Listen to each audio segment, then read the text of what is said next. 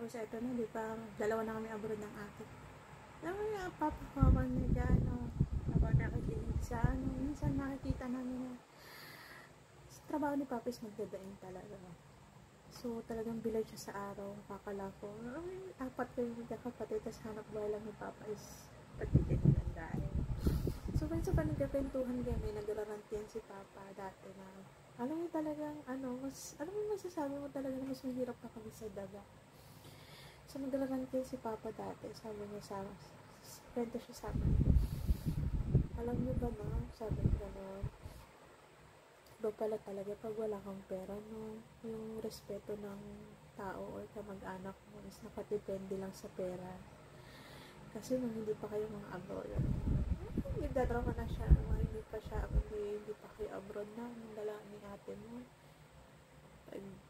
Pag napapasyal ako sa kanila o natatambay, wala man lang umaalok sa akin ng pagkain. Sabi niya, hindi naman sila nag-aagda kasi Bisaya sila papa at mama. Nag-aalok sa akin ng pagkain. Sabi niya gano'n. Pero nung nag-abroad na kayo, tatawag pa yan sila sa akin or magtatanong pa yan sila sa akin na anong gusto mong ulam, gano'n, dito ka kumain. Sabi niya, iba daw talaga pag may pera ka na o nakakaangat-angat ka na sa buhay kasi nakadepende nga ng respeto ng tao or kamag-anak sa pera kung may pera ka. Pag wala ka yun. Ay, mga rantran sa buhay ng mga talagang sa maghirap na talaga kami na nagsabi yung ancestral house ni Papa, nila Mama, ng lola ko. Kumbaga nakuha na yung parte ni Papa doon. Kasi nung siya mga gano'n yung parang parte-parte sa mga lupa-lupa. Wala na si Papa doon kasi kinuha na niya dati nga kasi nga apat kami. So parang ang aga niyang kinuha yung lahat ng sabi ko, grabe naman, wala ka man lang ipapamana sa amin. Sabi niya, kasi nakuha mo na pala yung mga parte. So nga pag may mga gatherings, masasabi yung basta mga isa sa mga ni Papa na, wala ka na kahit isang pako sa bahay na yan. Sabi nga ayaw na mag-mention ng pangalan, pero basta kamag-anak lang din. Wala ka na kahit isang pako sa bahay na yan. So, nag-abroad ako. Pag-abroad kami. Ang ginawa namin, pinag-ipunan namin, binili namin ang ancestral house nila Papa.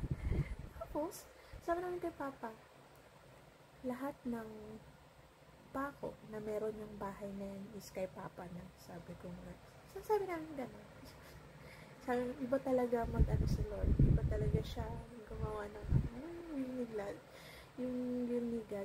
Iba siya magplano para nakaka-amaze. So, yun, from wala to nagkaroon na ng konti-konti. Parang hindi pa naman talaga siya totally na mataas na. Pero, malayo na siya sa dati namin pamumuhay na which is, lagi ko pinagpapasalamat kay Lord. Na kahit dumating ako ng ganitong taon, 32 na, wala pa akong asawa. Dumating ako ng ganitong taon, parang medyo na-fulfill na kahit pa paano yung ang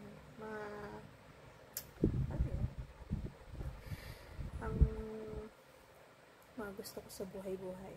Ang ko na lang ngayon is pinapatapos ko yung kapatid kong lalaki. Sumunod sa akin. Siya, nurse. So, yung wala akong naipon sa mga taon na to kasi napupunta sa kanya yung sahod ko. Sabi ko, at least isa man lang sa atin nakapagtapos ng college. Hindi ko naranasan mag-college. Alam mo, mga time ng graduation namin ng high school, na ako sa mga kaibigan ko. Kasi sabi na, uy, ang ganito yung mga gusto kong kurso. Sabi niya ka. Ganito yung gusto kong kurso. Uy, sabay tayo sa ganyang school. So, ako na, alam ko sa sarili ko na hindi ako mapapag-aral nila Papa. Wala silang kakayahan na pag-aralin ako. Ang iniisip ko na, saan kaya ako mag-a-apply? Saan kaya ako mag-a-apply? Ano yung trabaho pwede kong applyan na pwede yung high school graduate lang. Kasi, Sabi ko, hindi naman ako makapag-aral ako, tumambay lang ako sa bahay. Ayun, sabi ko sa mag-aral siya. Kasi at least, isa man lang sa amin maranasan yung bagay na hindi namin naranasan. So, ayun. Ignore siya. Pero ako, nag-aral naman ako. Nag-aral ako sa Abu Dhabi. Parang pinurso ko pa din kahit pa paano yung pag-aaral. Kahit pa paano may, alam mo yung may napag-aralan din ako. Nag-aral ako ng HRL. Graduate ako ng HRL. Imagine sa edad na 31 nakapag-aral pa ako. Kumuha ko ng Microsoft Office. Graduate din ako doon. Wala akong pampaaral, diba? Alam mo sino nag-push sa akin na mag-aral, yung mga employer ko sa Singapore. Sana ang amo ko.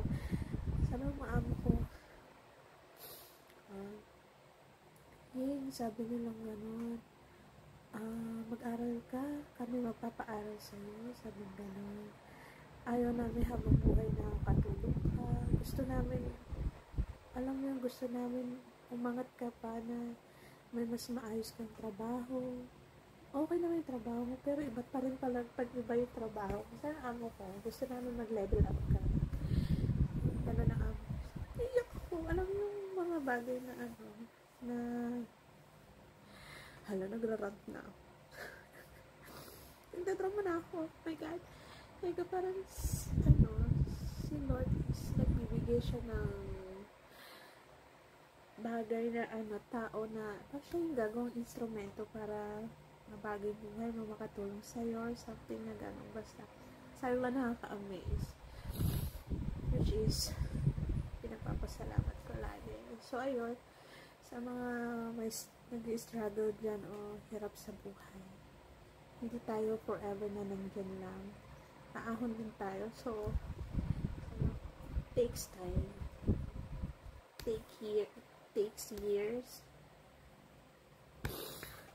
Para, may mabago-bago. Pero, hindi ka hanggang dyan lang.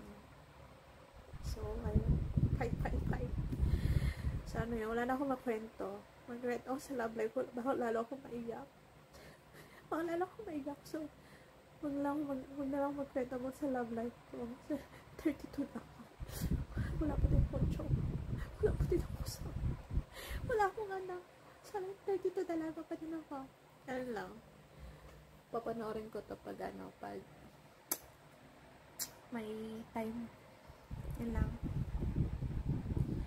So, baka may mga gusto mag-add sa akin.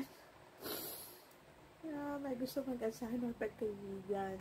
Pwede nyo ako hanapin sa FB. Pangalan ko doon is Yen.